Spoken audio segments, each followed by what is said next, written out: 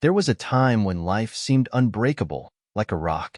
David, 38, had always seen himself as a man who chose wisely, stood his ground, and trusted carefully. He was steady, reliable, the one who handled his life with thought and purpose. After a decade of marriage to Lisa, he had the kind of life he'd long imagined. He was a respected architect, admired by peers and friends, and his wife Lisa was his closest confidant. She was bright, fun, and had an elegance that naturally drew people to her. Their relationship had weathered its share of storms over the years, as most marriages do, but he was certain that together they could handle anything. They were a couple everyone admired. Their friends would jokingly call them the invincible duo, because David always seemed unshakable, Lisa always warm and loyal. But there's a saying, the stronger the foundation, the greater the damage when it finally cracks. One night, David's world started unraveling. Lisa had been distant for weeks, buried in her phone late at night, her laughter faint but present in the bedroom as he lay in the darkness, pretending to sleep. She assured him that work had been intense lately and that she was catching up with an old friend. Someone from her college days, she said. David wanted to believe her. He wanted to dismiss the nagging feeling in his chest, but the restlessness ate at him. One Saturday evening, while Lisa was out for what she'd called a girls' night, David's curiosity won. He felt uncomfortable about what he was about to do, but he grabbed her tablet, lying innocently on their living room table, and opened her messaging app. There it was. A name he recognized too well, Marcus, his close friend, a man he'd trusted for years. David's hand trembled as he scrolled through the messages. His worst suspicions lurked beneath the surface, but he wasn't prepared for the reality he was facing. In the texts, Marcus and Lisa had a history, one that had been building for months. They spoke in half-cryptic words, layering affectionate phrases with inside jokes, mentions of last night, and promises to meet again. There were references to specific dates and locations, places that David himself had recommended to Marcus. As the minutes slipped by, David felt his chest tighten, his breathing becoming shallow. His mind raced, trying to understand how he'd missed it, how his closest friend and his wife could do this under his nose. In his heart, he was a rational man, and part of him demanded explanations, reasoning. He told himself that maybe it was just an emotional connection, a mistake of friendship gone too far. But then he found a series of photos. Lisa, smiling in ways that felt foreign to him, sending Marcus pictures in outfits David had never seen before. There was an intimacy in the way she looked at the camera, and David felt a strange sense of unfamiliarity wash over him. He was staring at a side of his wife he didn't recognize. With a heavy heart, he opened the latest message. It was from Marcus, sent just that morning. Can't wait for tonight. You looked incredible yesterday. There's so much I want to tell you, but for now, just know that I haven't felt this way in years. David's mind reeled. Tonight, he thought. She hadn't been out with her friends at all. This was all planned, premeditated, and hidden beneath layers of deceit. He thought of the years of friendship he'd shared with Marcus, a bond built on loyalty and trust. They had known each other since college, had supported each other through breakups, job changes, family crises. Marcus had been a groomsman at his wedding, had held David's hand during some of the most challenging times of his life. The betrayal hit him like a punch to the gut. His legs felt weak, and he sank onto the couch, holding his head in his hands. He had a choice to make. The rational part of him wanted to confront Lisa calmly, demand an explanation, to give her a chance to somehow explain this all away. But the emotional part of him, the part that felt shattered, wanted revenge, to storm out and take something back for all that had been stolen from him. David sat in silence for a long time, torn between the man he had always been and the man he was now becoming. David sat there, frozen, staring at the messages, photos, and undeniable evidence. Time slipped away. He didn't know how long he sat with that tablet, fingers running over the photos and his mind looping through memories of his life with Lisa and his friendship with Marcus. He kept hoping that any second now, he'd wake up and this would all be a nightmare. But as he blinked into the dim light of the living room, reality pressed down hard. Lisa's betrayal wasn't just about some reckless fling. This was personal. She had chosen Marcus, David's confidant, his rock during life's storms. It was like a calculated move, designed to hurt him in the deepest way. His heart clenched, pounding harder than ever. He tried to focus, to analyze, to reason as he always had. He wanted to understand. And yet, with each second he looked at the screen, the sense of finality, of life irrevocably shifting, settled over him like a thick fog. He remembered when he and Marcus had first met, both fresh out of university, ambitious and eager to make their mark. They had shared dreams, encouraged each other through setbacks, and celebrated triumphs side by side. It was Marcus who had introduced David to the company where he would eventually build his career, Marcus who had played wingman on countless nights, and Marcus who, ironically, had insisted that Lisa was perfect for him when David had hesitated about their relationship early on. David's thoughts spiraled as he considered everything. He thought about the weekend trips, the dinner parties, all the times he had invited Marcus to their home, shared his life and his family with him. It seemed unthinkable that anyone could betray so many years of friendship. But here he was, staring at the hard, unforgiving truth. He glanced at the clock. It was just past 10 p.m. Lisa had texted earlier that she'd be out late. A heavy silence enveloped him, pressing in on all sides. He felt anger rising, hot and consuming, but he forced himself to stay calm, to think clearly. She would be back soon, and he knew he would have to confront her. His mind raced with the possible ways to approach it. Would he accuse her directly? Try to catch her in a lie? Or would he give her a chance to explain, maybe even beg for forgiveness? He poured himself a glass of whiskey, hoping the familiar burn might calm him. It didn't. He paced the room, replaying moments, asking himself how he hadn't seen it coming. Looking back, he realized the subtle changes had been there for months. Lisa's sudden girls' nights, her aloofness, her guarded phone. But he dismissed it all, giving her the benefit of the doubt, trusting her without question. And here he was, humiliated, seething, and, most painful of all, heartbroken. As the clock ticked closer to midnight, David felt a strange sense of resolve. He decided that tonight would be the beginning of a different path, one that didn't include secrets, betrayal, or broken trust. Lisa would walk through that door soon, completely unaware that her life was about to change forever. He sat back on the couch, the weight of his pain transformed into cold determination, waiting for her to come home and face the truth. The clock had just struck midnight when David heard the familiar jingle of Lisa's keys in the front door. His heart pounded, his jaw tight as he prepared for what lay ahead. She stepped in, looking momentarily startled to see him awake, sitting so still on the couch in the dim light. "Oh, you're still up," she said, her tone light, but her face betraying a flicker of nervousness. She seemed to avoid his gaze, busying herself by setting down her purse and phone on the entryway table.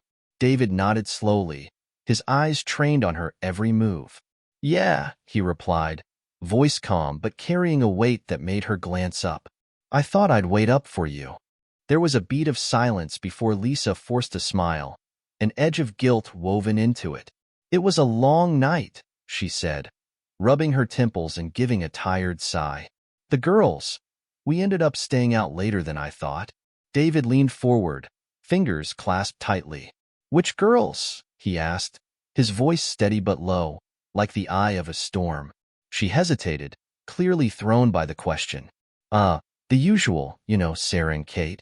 Her eyes darted away, and David felt the subtle shift, the crack in her confidence. He waited a beat, letting the silence grow heavier, pulling her deeper into the lie. "Interesting," he said, finally breaking the silence. He tilted his head, fixing her with a hard, unwavering stare. "Because that's not what I read in the messages you and Marcus have been exchanging." He saw the color drain from her face in an instant. Her mouth opened, then closed, struggling to form a response. She looked as if she'd been punched, frozen in place with a sudden, dawning horror. "David," she started, her voice barely a whisper, trembling. But he cut her off, holding up a hand, his expression unreadable. "Just tell me the truth, Lisa," he said, the anger in his voice tempered by exhaustion, by the sheer emotional weight he was carrying. How long has this been going on with him?" Lisa's eyes filled with tears, and she choked out, "It wasn't supposed to. I didn't want to hurt you, David. I never meant for any of this." David's fist clenched. He had heard those words in his head 1,000 times tonight, imagining how she might try to justify her betrayal. But none of her excuses were good enough. "Just answer the question, Lisa," he pressed, his voice barely controlled. "A few months," she finally admitted, her voice breaking. She covered her face with her hands as tears streamed down her cheeks, and for a moment, David felt a familiar pang of empathy, the instinct to comfort her. But he stayed rooted, refusing to let her tears manipulate him. "And Marcus," he asked, leaning forward, "did he mean anything to you? Or was this just something to get you through the boredom?" She shook her head desperately. "It wasn't like that, David. I don't know how to explain it. He was different. But it wasn't worth losing you. I know that now." David sat back, feeling numb. "It's too late for that, Lisa," he said quietly. "You've already lost me." The weight of David's words hung in the air, and Lisa seemed to shrink under them. She opened her mouth, as though to say something, then looked down, her hands fidgeting. David watched her, emotions swirling, anger, betrayal, and something deeper, an emptiness that gnawed at him from the inside. He had always thought that if it came to this, if the person he trusted most in the world ever betrayed him, he would have the strength to just walk away. But here he was, feeling like he was split in two. "David, please, just give me a chance to explain," Lisa said, her voice barely above a whisper. She looked up at him, her tear-streaked face pleading, her eyes filled with regret and desperation. "I know I made a horrible mistake, but I don't want to lose you." He let out a bitter laugh, shaking his head. "A mistake," he repeated, his voice harsh. "A mistake is forgetting to pick up groceries, Lisa. A mistake is losing your keys. This was a choice. Every time you texted him, met him, lied to my face, you made a choice." She flinched, and her shoulders sagged as she struggled to find words. "I didn't mean to fall for him," she said, her voice breaking. "I didn't. It just happened. You've been so distant, wrapped up in work, and Marcus, he was just there. I was lonely, David. I'm not saying it's an excuse, but it was complicated." David felt a surge of anger rise up in him, and he pushed himself up off the couch, pacing the room. "Don't try to pin this on me," he snapped, his voice sharper than he'd intended. "You were lonely? I worked late to build this life for us, for you, so that we could have the stability we always talked about. And instead of talking to me, instead of telling me you were feeling this way, you decided to go to him?" Lisa's face crumpled, and she buried her face in her hands, sobbing. He wanted to feel something other than rage, wanted to reach back to the part of him that used to care, but that part felt so far away, unreachable. All he could see was the betrayal, the years of trust shattered like glass. After a moment, Lisa looked up, her eyes puffy and red. "I know I don't deserve your forgiveness," she said, her voice hoarse. "But I still love you, David. We've built a life together. Memories. You and me. We're worth more than this. I know I made a mess of things, but please, don't throw it all away." David stopped pacing and turned to face her. "I didn't throw anything away, Lisa. You did." His voice was steady, the finality in his words sinking into the silence around them. She took a shaky breath, stepping toward him. "So, what happens now?" she asked, her voice barely a whisper. He looked at her, feeling the cold resolve he'd been clinging to grow stronger. "Now," he replied, "now, we figure out what to do with the pieces you left. But we do it separately." The shock registered on her face, and she reached out instinctively, her hand brushing his arm. But David pulled back, his gaze hard. The door was closed between them now, and he wasn't about to open it again. The silence that followed David's words was absolute. Lisa's hand, still hanging midair from where he'd pulled away, trembled before she dropped it back to her side, defeated. She opened her mouth to speak, but no words came. David watched her, feeling a strange satisfaction as the weight of his decision settled. For the first time in hours, he felt a sliver of control over his life, a sense of purpose after the relentless chaos of betrayal. But Lisa wasn't done. "David," she whispered, her voice cracking. Please don't make any big decisions right now. We're both hurt. We're both angry. I know I've hurt you deeply, but let's just take some time to think. Maybe we can find a way to repair this. David's jaw clenched. Repair this? He asked, his voice cold and disbelieving. Lisa, you didn't break a piece of furniture. You broke our marriage, our trust. And you did it with the one person I never expected to betray me. He took a slow, steady breath, trying to maintain his composure. Tell me something, Lisa. If I hadn't found those messages, if I hadn't confronted you tonight, how long would this have gone on?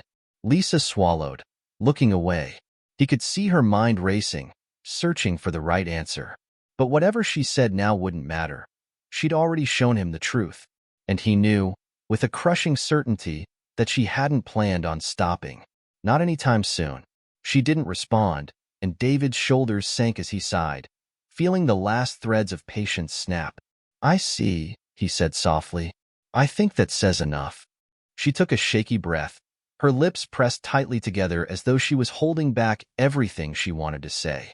Finally, she whispered, I never wanted to lose you, David. I didn't plan for any of this to happen, but it did. And I'm so sorry. Her apology, once something that might have softened his anger, now felt empty. He realized that he'd already started building walls around himself, fortifying his heart against her words, her pleas, even her sorrow. It was a shield he never thought he'd need with her. You know what hurts the most, Lisa? He said, his voice barely above a whisper. It's not just that you betrayed me with him. It's that you betrayed yourself. You used to be the one person I could count on to be honest, to be loyal. You've changed into someone I don't even recognize. And I don't know if I can live with this new version of you. She started crying harder, her face wet and flushed, but he felt no pull to comfort her. It was a foreign feeling, as though he were watching someone he used to love from a distance. He almost felt like a stranger to himself, too. Who was this man, capable of turning away from the woman he'd spent years building a life with? Finally, he spoke again, the decision firm in his mind. We need to take time apart, Lisa. I can't keep pretending things are fine. I'll get my things and stay somewhere else for a while. Lisa's eyes widened, panic flashing across her face. No, please, David. I can't lose you like this. Not after everything we've been through. But David's mind was made up. Maybe you should have thought of that before you brought Marcus into our lives like this. He turned, heading to their bedroom to pack, leaving her standing there, alone in the quiet aftermath of the life she had chosen to destroy. David closed the bedroom door behind him and leaned back against it, his chest heaving as he took in the space that had once been a place of comfort, intimacy, and trust. Now, it felt foreign, almost mocking. He looked around, taking in the reminders of the life they'd built together. A framed photo from their honeymoon, Lisa's perfume on the dresser, a worn copy of their favorite novel on the nightstand. Each item seemed to carry a weight, a memory that felt almost unbearable to revisit now. He pulled out a suitcase from the closet, his hands working on autopilot, grabbing clothes, toiletries, a few personal things. Each item he packed was a piece of the life he was walking away from, at least for now. His movements were steady, but his mind churned with everything he wanted to say, everything he wished he'd said sooner. How many times had he ignored the small warnings, the subtle shifts in her behavior, brushing them off as paranoia or stress? He'd been so eager to trust, so determined to believe in their bond, that he'd dismissed every single red flag. The realization stung, a harsh reminder that he had ignored his own intuition, sacrificed his own peace of mind to keep their relationship intact. The irony was almost cruel. David was a man who believed in clarity, in seeing things for what they were. But when it came to his marriage, he had chosen to look away. And now, in the harsh light of the betrayal he could no longer deny, he felt a deep sense of failure, for trusting too much, for not seeing the person his wife had become. The bedroom door creaked open slightly, and Lisa stood there, looking smaller than he'd ever seen her, eyes swollen from crying. David, please. Don't leave like this, she pleaded, her voice barely a whisper. He looked at her, the woman he'd once thought he knew completely. It was strange. He felt a part of him still wanting to comfort her, to pull her close and tell her it would be okay. But he also knew that he could no longer ignore the truth she'd hidden from him, the life she'd lived behind his back. "Why, Lisa?" he asked, his voice low, filled with a mix of sorrow and anger. "Why would you choose him? Of all people, Marcus?" Her lips trembled, and she looked away, staring at the floor as though the answer was written there. "I don't know, David," she finally said, her voice hollow. "It wasn't about him. I mean, not at first. I was feeling lost, I guess. You were always so steady, so sure.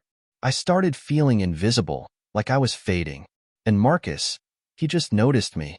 David's fists clenched at her words. "And that's your reason?" he asked, his voice thick with disbelief. "You felt invisible, so you went to him instead of talking to me? Do you realize how much of a betrayal this is?" She nodded slowly, her eyes brimming with fresh tears. I know I don't deserve your forgiveness, but if I could take it all back, I would. I'd undo everything." David let out a bitter laugh, shaking his head. "Undoing it won't change what you've done, Lisa. You made a choice, over and over again. And now we're here." He zipped up his suitcase, each click of the zipper feeling final. "Where will you go?" she asked, her voice small. "I'll stay with my brother," he replied, lifting the suitcase from the bed. "I need time to think. And I need you to think, too. Because I don't know what's left of us after this." Without another word, he walked past her, through the quiet hallway of their home, and out the door, leaving Lisa standing alone in the wreckage of their shattered life. David drove in silence, the road stretching before him in the darkness. He'd called his brother, Mark, who answered without questions, only a quiet, "Come over." David felt a deep sense of gratitude for the family he'd taken for granted over the years, Mark especially.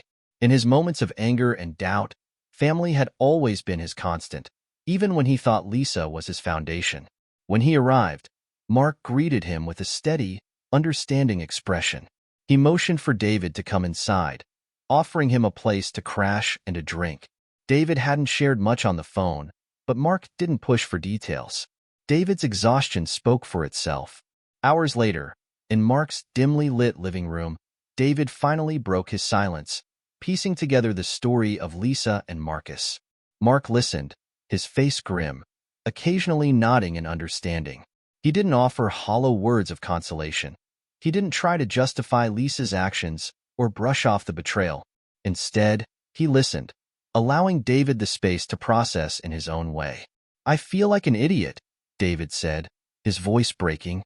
"How could I have been so blind?" Mark sighed, leaning forward. "You trusted her, Dave. You loved her.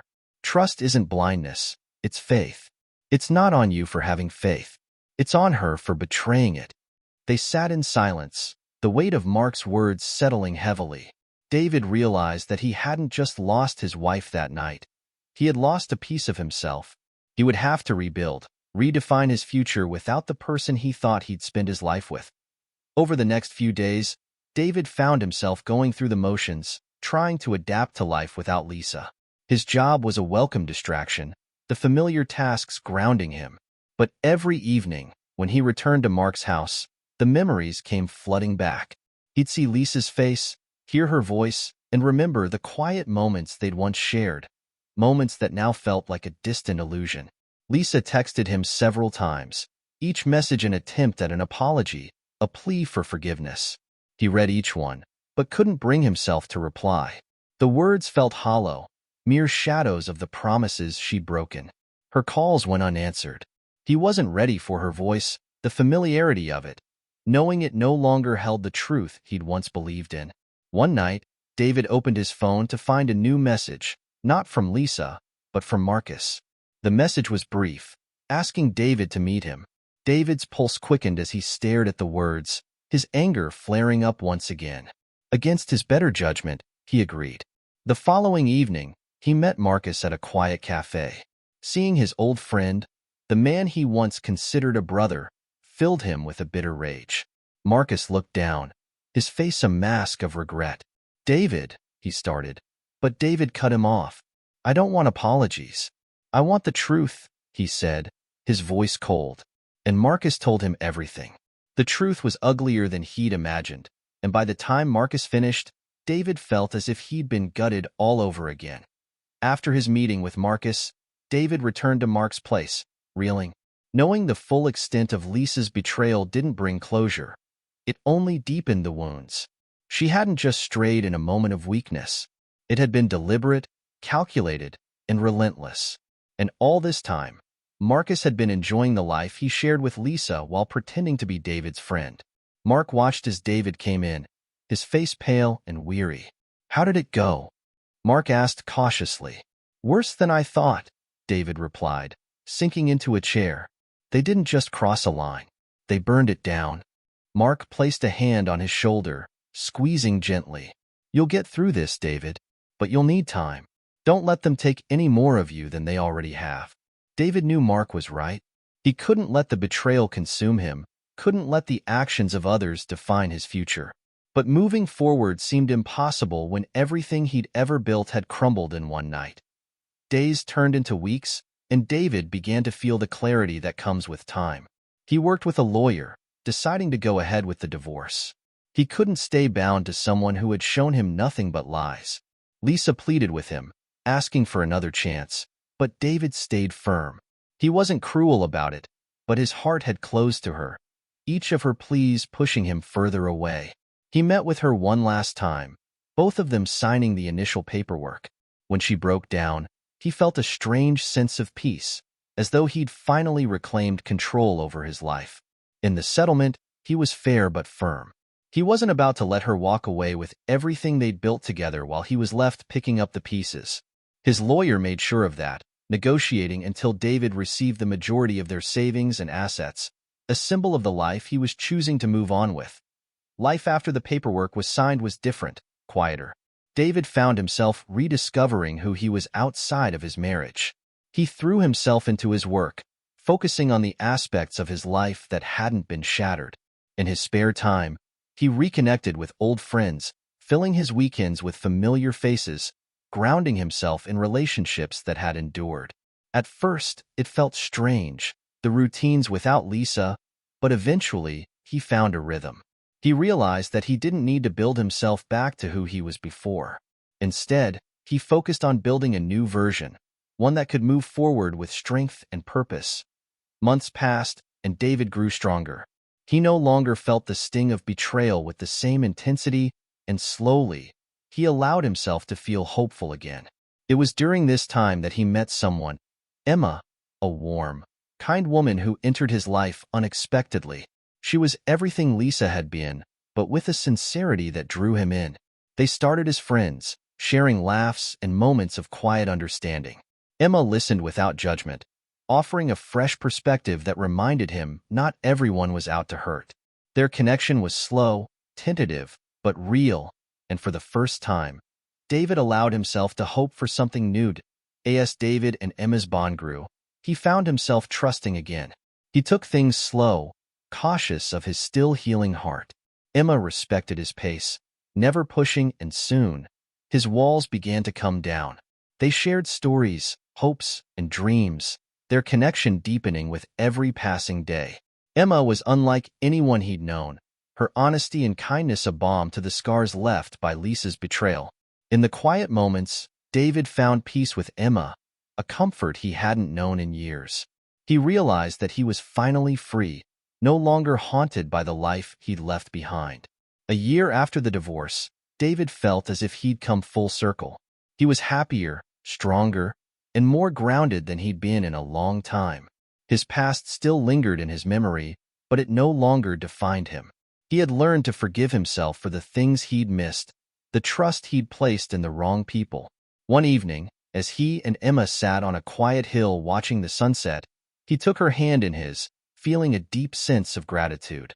Betrayal had broken him, yes, but it had also shown him his own strength, and in Emma's kindness, he had found a new beginning. The past was behind him, the pain left where it belonged, and as he looked into Emma's eyes, he knew he had finally, truly healed.